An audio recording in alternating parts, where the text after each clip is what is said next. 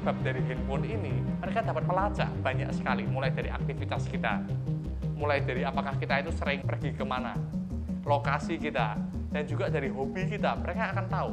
Dan dari data tersebut, mereka pertama bisa menemukan income level kita.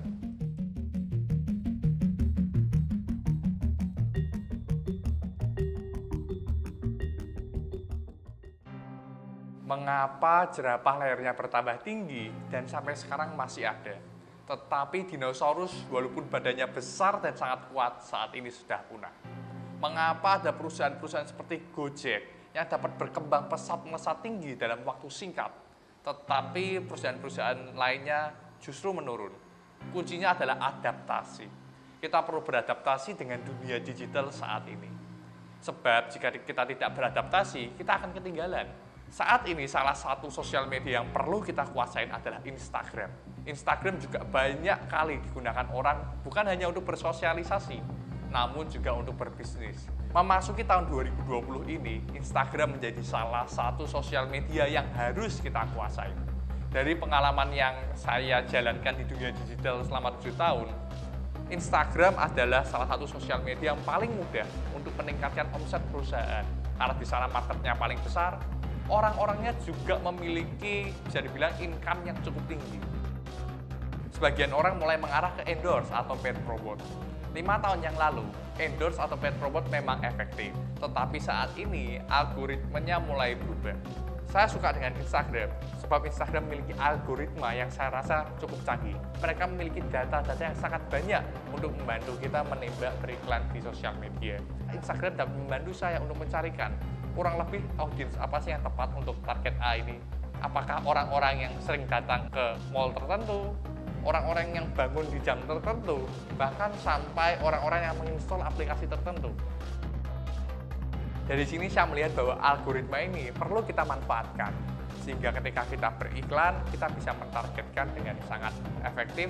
Ketika kita iklan di televisi, semuanya sudah fix atau baku, sehingga tidak terlalu banyak strateginya. Sama juga dengan iklan di billboard, maka tidak ada strategi lagi, kita hanya pasang di billboard tersebut saja.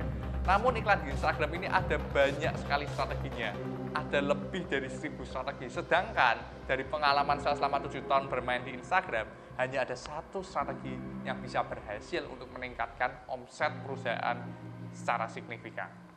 Iklan di Instagram itu seumpama kita masuk ke dapur yang lengkap sekali peralatannya, dengan bahan yang tepat, peralatan yang tepat, suhu api yang tepat, maka akan menjadikan suatu menu makanan yang sangat nikmat dan omsetnya dapat melesat naik dalam waktu singkat. Iklan di Instagram itu seumpama kita diberikan pistol yang sudah ada pelurunya dan kita harus bisa menembak dengan tepat. Saya melihat banyak sekali, baik dari perusahaan kecil maupun perusahaan yang sudah sangat besar, menembak dengan tidak tepat.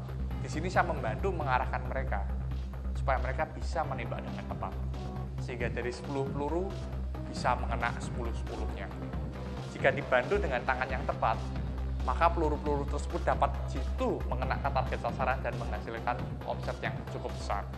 Ciri-ciri orang yang menembak dengan target yang tidak tepat adalah ketika mereka beriklan, banyak yang like, tetapi sedikit yang komen, bahkan tidak ada yang beli sama sekali. Di sini saya juga membantu untuk teman-teman saya yang tidak punya video untuk beriklan di Instagram. Saya juga melayani jasa pembuatan video, sehingga video yang diiklankan itu bisa bagus. Jika videonya video yang tidak memiliki nilai jual yang bagus, maka iklan tersebut akan terbuang dengan sia-sia.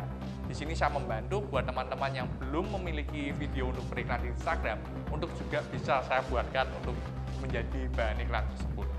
Dari iklan di Instagram ini, saya akhirnya mencoba, kalau saya begini kan kok omsetnya nggak naik ya, tetapi kalau saya pakai cara yang lain, omsetnya kok bisa naik ya. Akhirnya setelah ribuan kali bereksperimen, dalam waktu 7 tahun ini, walaupun saya sudah rugi miliaran rupiah, dari 1000 cara ini ada satu cara yang bisa kita gunakan untuk meningkatkan omset perusahaan jauh lebih besar.